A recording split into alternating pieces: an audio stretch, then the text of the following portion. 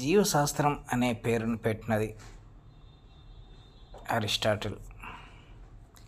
ప్రగల్భన పద్ధతిలోని సోపానాలు వరుసగా పరిస్థితిని కల్పించడం, ప్రాజెక్ట్ ఎంపిక, ప్రణాళిక తయారీ, అమలుపరచడం, మూల్యాంకనం చేయడం, నివేదిక తయారీ. జీవశాస్త్ర ప్రాథమిక శాఖలు: పిండోత్పత్తి శాస్త్రం, అవన శాస్త్రం. కార్బన్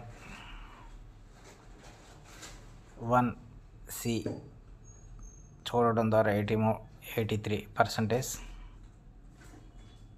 2 వినటం ద్వారా 11%, 3 వాసన ద్వారా 3.5%, 4 స్పర్శ ద్వారా 1.5%,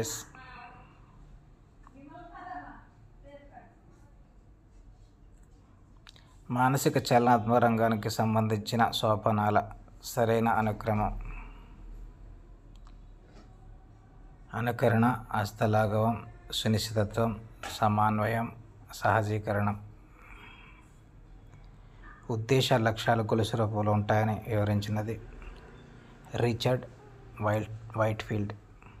విజ్ఞాన శాస్త్రం విషయంలో అసత్య ప్రకటన ఏది? విజ్ఞాన శాస్త్రం మార్పునకు అంగీకరించదు.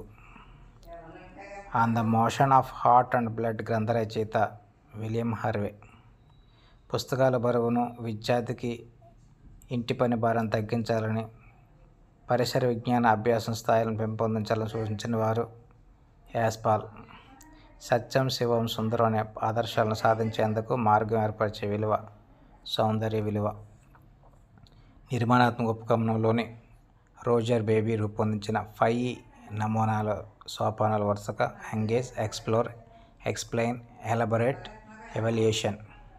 సోడియం క్లోరిన్తో చర్య జరిపితే సోడియం క్లోరైడ్ ఏర్పడుతుందని ఉపాధ్యాయుడు చెప్పగా, విద్యార్థి తన నోట్బుక్లో Na+CO NaClగా రాసుకున్నాడు. ఆ విద్యార్థి సాధించిన లక్ష్యం వినియోగం. కిల్ పాట్రిక్ వర్గీకరణలో ప్రాజెక్ట్ రకాలు: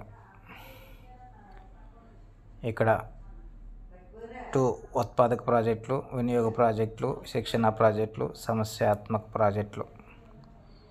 ఈ 4 ప్రాజెక్టులు దాంట్లో ఉన్నాయి. ఈ క్రింది వారిని పరిశీలించండి. ట్రాలీ చెక్కదిమ్మ ప్రయోగం నిర్వహించి ఘర్షణ స్వభావం, స్థైతిక ఘర్షణ స్వభావం గురించి వివరిస్తాడు. బి.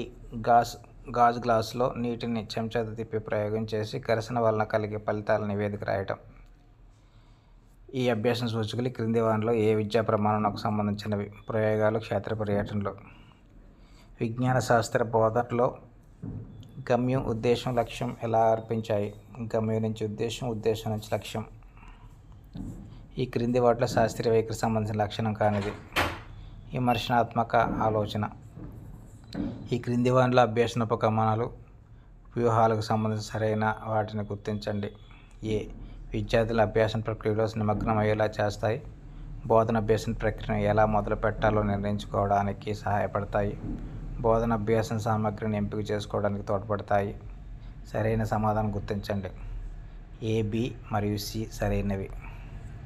ఒక విద్యార్థి ఒక విషయాన్ని 3 లేదా 4 నెలల తర్వాత ఒక విషయం గురించి మళ్ళీ చదివాడు. ఇక్కడ ఏ రకమైన ఉపగమనంలో ఉన్నాడు? కుంతల లేదా షర్పిల. 10వ తరగతిలో 40 మంది విద్యార్థులు ఉన్నారు. కిరణ సంయోక్రియ ఆక్సిజన్ వాయువు విడుదలవుతున్న విద్యార్థులు ప్రయోగపూర్వకంగా రుజువు చేస్తే అది ఏ బోధన పద్ధతి? ప్రయోగశాల పద్ధతి. నిరంతర సమగ్ర మూల్యాంకనం. నిరంతర అనేది దీనికి సంబంధించినది. విద్యార్థి పెరుగుదల, వికాసానికి సంబంధించి గుర్తించిన అంశాలను నిరంతర ప్రక్రియ విధానంలో మూల్యాంకనం చేయడం.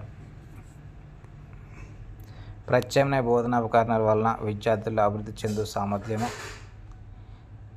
ఏ, బి అండ్ సి అంటే శాస్త్రీయ పరిజ్ఞానం, శాస్త్రీయ వైఖరి, శాస్త్రీయ శ్రమ పట్ల గౌరవం. ఈ 3 కూడా సామర్థ్యాలు అభివృద్ధి చెందుతాయి.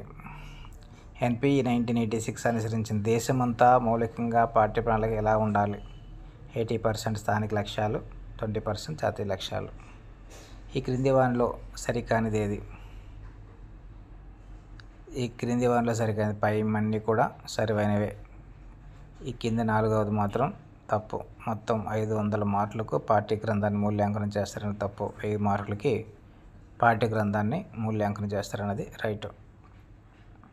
వెంకట్ విశ్వంలో ప్రతి విషయంలో ఒక క్రమాన్ని, సౌష్ఠవాన్ని, సౌందర్యాన్ని, మృదుత్వాన్ని, రమణీయతను అభినందించిన అతనిలో పెంపొందిన విలువ సౌందర్య విలువ. ఏకకేంద్ర పద్ధతిలో లాభం ఏంటి? వైజ్ఞానికంగా తగినది ఇది. ఒక తరగతిలో 4 విద్యార్థులు మాత్రం ఉన్నారు. 4 పరికరాలు ఉన్నాయి. అప్పుడు విద్యార్థులు అనుసరించాల్సిన ప్రయోగ పద్ధతి క్లాస్ ఫ్రంట్ మెథడ్. 147. చెవి మినహా మిగతా జ్ఞానేంద్రియాల ద్వారా పొందే అనుభవాలను అశాబ్దిక అనుభవాలు అంటారు. ఈ అశాబ్దిక అనుభవాలలో ముక్కు ద్వారా పొందే జ్ఞానం 3.5. సామాజిక వనరుల వినియోగంలో పాఠశాలను సమాజంలోకి తీసుకెళ్లడం కిందకు వచ్చే అంశాలు ఏంటి? ఈ పైనవన్నీ కూడా స్కూల్లో నిర్వహించడం జరుగుతుంది. ఈ రెండవది మాత్రం ఎయిడ్స్ డే సందర్భంగా గ్రామ వీధుల గుండా విద్యార్థులు ర్యాలీ చేయించడం అనేది పాఠశాలను సమాజంలో తీసుకెళ్లడం కింద వచ్చే అంశాలు అన్నమాట. 149. జీవశాస్త్ర ఉపాధ్యాయుడు అన్లిడా వర్గానికి చెందిన జీవుల గురించి చెప్పే పాఠంలో వానపాము మాతృకను అంటే స్పెసిమన్ను ఉపయోగించాడు. ఇక్కడ ఉపాధ్యాయుడు అందించిన అభ్యాస అనుభవం, ప్రత్యక్ష అనుభవం.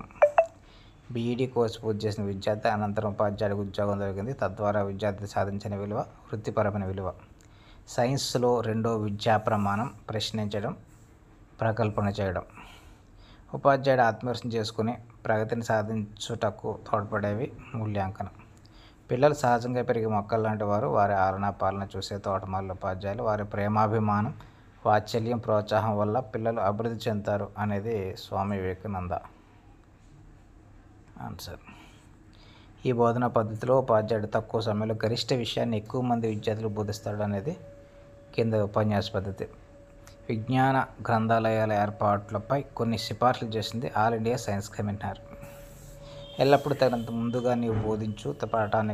పాఠానికి పథకం తయారు చేసుకో, కానీ దానికి బానిస కావద్దు. ఈ ప్రవచనం ఆర్ఎల్ స్టీవెన్సన్ గారు. సరైన సమాధానాలు గుర్తించడం, ఖాళీలను పూరించడం, తప్పులు గుర్తించడం, జతపరచడం వంటి ప్రశ్నలు కలిగి ఉండే మూల్యాంకన సాధనం లక్ష్యాత్మక పరీక్షలు. నిరంతర సమగ్ర మూల్యాంకనం సిసిఈలో పదం సమగ్ర అనగా విద్యార్థి యొక్క పెరుగుదల, వికాసములు మరియు సాధనకు సంబంధించిన ప్రగతిని అంచనా వేయటం.